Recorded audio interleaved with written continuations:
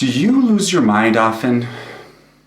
Do you lose your temper and then you say things you regret? You punish your kids with crazy punishments. You break a plate, you slam a door, you quit your job, you honk on the horn, you do something that you'll later regret.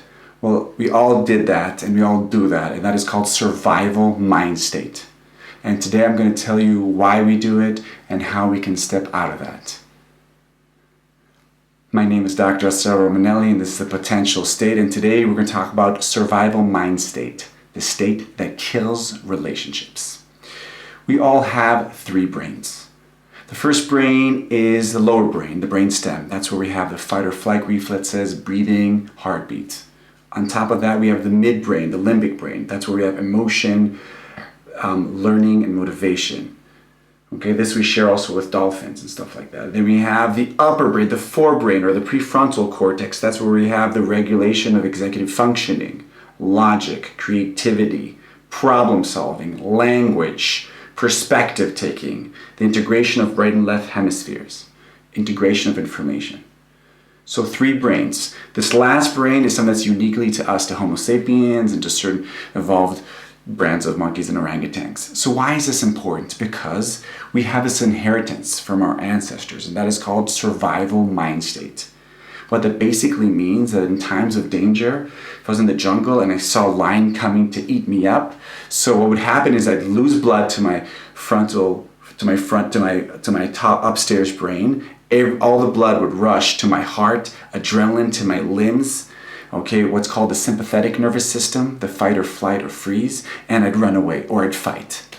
Moreover, the way we are built, our mirror neurons are built that way, so if a lion came to eat you and you didn't even see them, but I saw them, I would get into survival mind state, and it's so contagious that you, just by seeing me, sensing me, you'd also be activated, you would both get up and run. So in trauma mind, or in survival mind state, or we also call this flooding, or losing your upstairs brain, as Dan Siegel calls it, what happens? We lose our upstairs brain.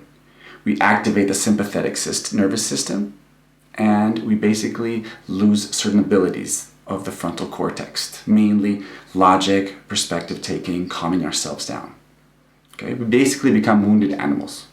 And basically the goal, Mary Jo Barrett talks about it, and other therapists, our goal is to go from survival mind state to what Mary Jo Barrett calls engaged mind state, to reactivate the upstairs brain, calm ourselves down, and activate the parasympathetic nervous system, which is the rest and digest system, right? Where we excrete more saliva, we can digest, the body's more regulated, we can think about things, we can actually process what's happening.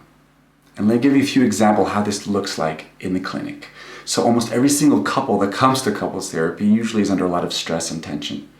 And usually what I'll be seeing very early on is a lot of survival mind state. The room will be actually flooded.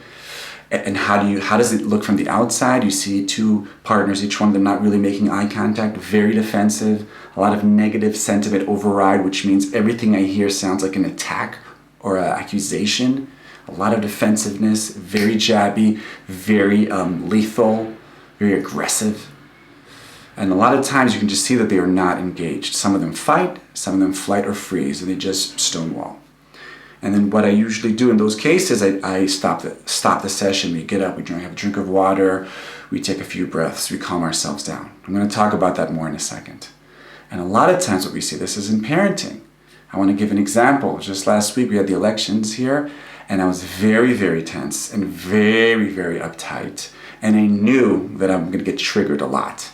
So I told my kids, I have a 7-year-old and a 5-year-old, said to them, back away from dad, because dad is going to be very upset today. And what happened is everything was fine. They stayed away until I was walking with my son, and he did one wrong move, and I was like, "Rah!" Then I completely yelled and scared him, and it was clear to me that I was in survival mind state. I was in trauma mind. I was flooded. Luckily, my son understood that enough, so after we both calmed down and stepped out of the trauma mind, he said to me, "Daddy, I know you're not angry at me. I know you're angry because of the elections." And I'm going to come back to how we teach our kids to step out of survival mind state. So now some tips. How do you move away? How do you get out of survival mind state or trauma mind or flooding? So the first thing you do is you eat and you sleep. You take care of your basic functionings. You want to make sure your body is not in a deprived state. Okay? Next thing you want to do is you want to make sure your personal space and your personal needs are met. You need to know what you need. And you also need to know what are your boundaries, that beyond that, there's a high probability you're going to step into trauma mind, into survival mind state. And once you do that, you need to know, how does that look in yourself? So for instance, for me, when I am in survival mind state, I see mostly red. My vision actually becomes more tunnel vision. My mouth is dry. And I have no access to my imagination and creativity. That happens to me often when I'm sitting with a couple that's in survival mind state, but many times it can just happen when I'm tired or hungry after a long day, or when the kids are very clingy, all those moments. So first of all, recognize in yourself and teach yourself to verbalize it. Verbalize your survival mind state, first of all to yourself and then to the people around you. In the beginning, it's going to happen retroactively, but slowly you will develop this muscle that you'll be able to say, a priori, you can say, I'm stepping into survival trauma mind. I'm stepping into flooding. I'm about to get red. And then how do you communicate this? So usually when I work with couples, I encourage them to have a secret code for that, a code word for survival mind state. Usually it's easier for me to recognize it on my partner than on myself. So for every couple it's different. Me and Galit, we actually say we're in trauma mind, or we use the word red. Why red? Because in the movie Inside Out, one of the characters with this red anger, when anger take over, that's when Riley did crazy things like running away from home or yelling or stuff like that. So we have that term, and I can say that either to Galit, or Galit can say it to me, or I can say it to myself. If she's poking me on something and I feel like I'm getting defensive, I can say I'm stepping into trauma mind. The second thing is teach your kids this concept. In the book No Drama Discipline, Dan Siegel talks about teaching kids the downstairs brain and the upstairs brain. So when I'm in an engaged mind state, that means my upstairs brain is working. And when I'm losing my upstairs brain, what we'll call survival mind state, you show this. You tell the kids, only my downstairs brain is working.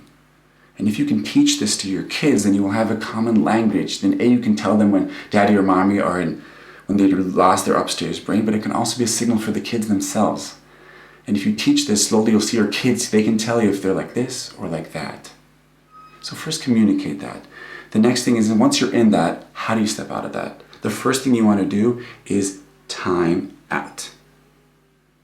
So Gottman's talk about 20-minute timeout. I find that to be a bit long, especially if we're in a session or if time doesn't permit that. So just take a time out. Say, 1 second, I'm flooded, I need a few minutes. What's really important is you also say when you're going to come back.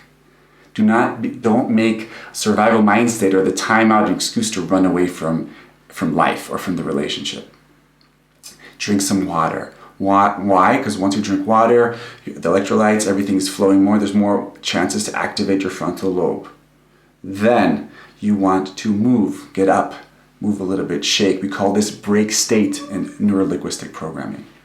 So I'm moving a little bit, I'm showing to my body, I'm activating different parts, stepping out of parasympathetic. Gottman's also talk about breathing. You just breathe a little bit. Sherry Geller talks about long exhales. This is signaling to your brain we're not under attack. Breathe and body, slowly calm yourself down. And I find really important is playfulness, humor. Why? Humor requires you to step out of yourself, to not take yourself too seriously. It requires you to activate both parts of the brain. Many times when I'm trying to test to see if people stepped out of their survival mind state, I ask them for a joke. Or I do something silly, I see if they laugh. I can only laugh if I'm in engaged mind state. So play, once again, like we said in previous episodes, it's not only the lube of life, but play is the antidote and the medicine to survival mind state. And at the end of the day, what's important is to realize is that these mind states will pass. We're built that way, that's the way our biology works, but we can always use our frontal brain, our upstairs brain, to help us step out, leap forward thousands of years of evolution to an engaged mind state. Remember, it's all in your mind. My name is Dr. Assael Romanelli, and this was A Potential State. I'll see you next time.